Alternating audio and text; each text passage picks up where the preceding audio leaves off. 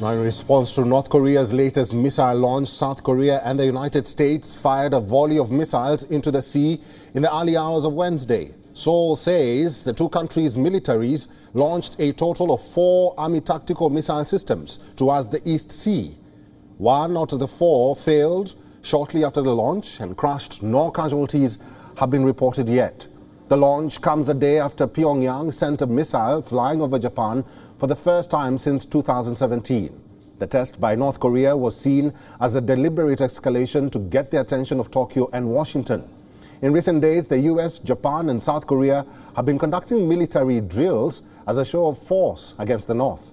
Speaking to a US broadcaster, National Security Council spokesman John Kirby said the launch was designed to show that the United States and its allies have the military capabilities for a swift response to provocations by the North. North Korea's intermediate-range ballistic missile launch has been its most provocative weapons demonstration this year. US President Joe Biden and Japanese Prime Minister Fumio Kishida condemned North Korea's test. The European Union called it a reckless and deliberately provocative action, while the United Nations Secretary General Antonio Guterres condemned the launch, calling it a violation of Security Council resolutions.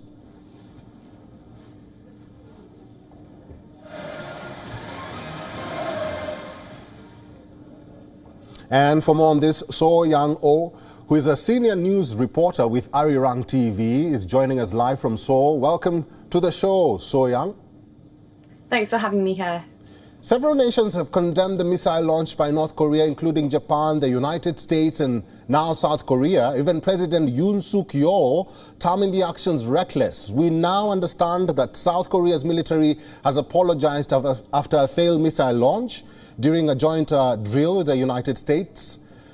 Can you confirm this, and what is the latest information that the government has issued from Seoul?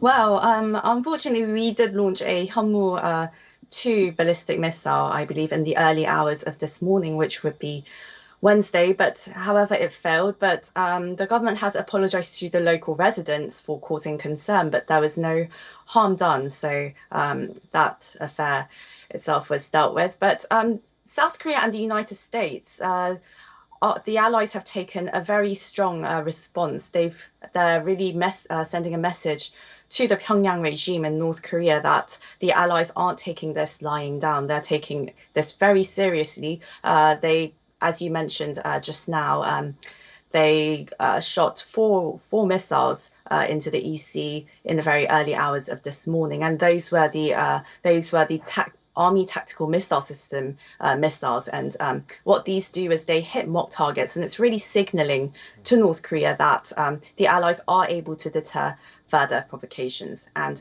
before that, of course, yesterday on Tuesday here in South Korea time, our forces and the US, we again held bombing drills with 8 fighter jets. These included F-15s. And while this came after North Korea shot a missile yesterday that flew over Japan, something that hasn't happened in 5 years. So the allies are really showing a very strong, very stringent response to what Pyongyang is doing.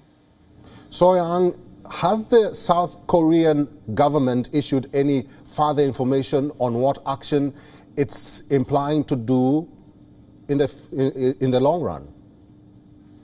Well, in the long run, South Korea, we are obviously preparing to deter any such provocation coming from North Korea. North Korea, which is obviously looking to, well, what many experts believe will soon hold a nuclear test, a 7th of its kind.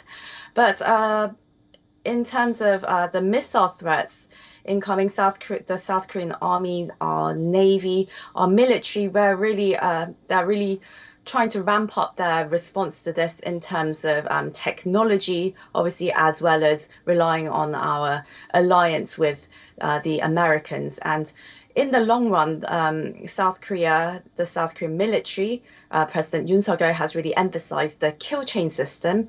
It's a 3-tier system which really focuses on preemptively deterring a preemptive strike platform, rather, towards the North Korean missile and nuclear threat. And it's composed of what's called the Korea Massive Punishment and Retaliation, the Korea and Missile Defense System, and well, this three-tier system really, it's going to go hand in hand with technology. So a few days ago, really, on our Armed Forces Day, we also showcased a new type of missile, what the local papers are saying is called the Hyunmoo 5. Now, this would have a range of more than 3,000 kilometers, and it would be able to hold a nuclear warhead of up to 9 tons, which is the biggest for that kind of missile range. So really, it's there are various ways in which South Korea is preparing for the long run, and again, that's going to be our own response system, the kill chain system, and of course our ironclad alliance with America. Right. So-young, as a journalist and in your own view, what message is Kim Jong-un sending by firing missiles over or past Japan? Well, I think there are two elements to this, really. There's always a constant, I think there's a constant factor, and there's also the timing. Now, first to start with the constant, North Korea, it's been very nervous, I think, about the way the allies, South Korea and the United States, have been really ramping up their solidarity over the past few months after the Yoon Suk-yeol government took office, and they've joined hands with Japan. Now, during the previous Moon Jae-in administration in South Korea and Japan, they were at their lowest point in terms of diplomatic relations, and that really compromised the sort of security cooperation that was going on too, with South Korea threatening to pull out of a military intel pact called JOSOMIA. But well, with the Yoon Suk-yeol government, South Korea has been looking to strengthen its relationship with Japan and really ramp up the trilateral alliance between South Korea, America, the United States and Japan. So obviously, Kim Jong-un has really been rather sensitive about this, and that's why he is responding, and really he launched that ballistic missile yesterday that flew over Japan, something that hasn't happened since 2017.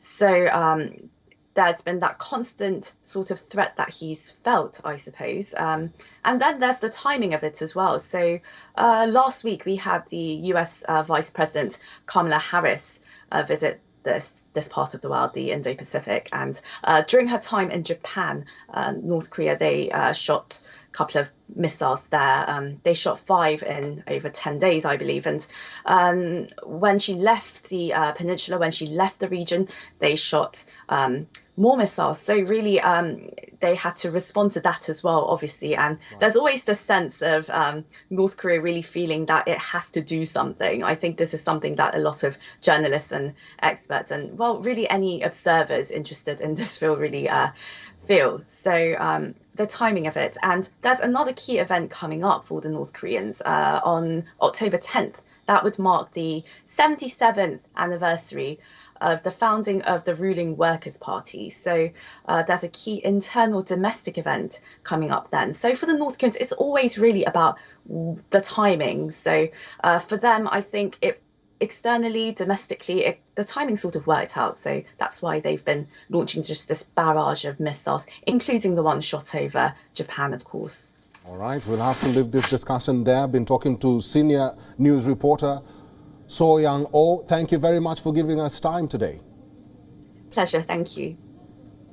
WION is now available in your country. Download the app now and get all the news on the move.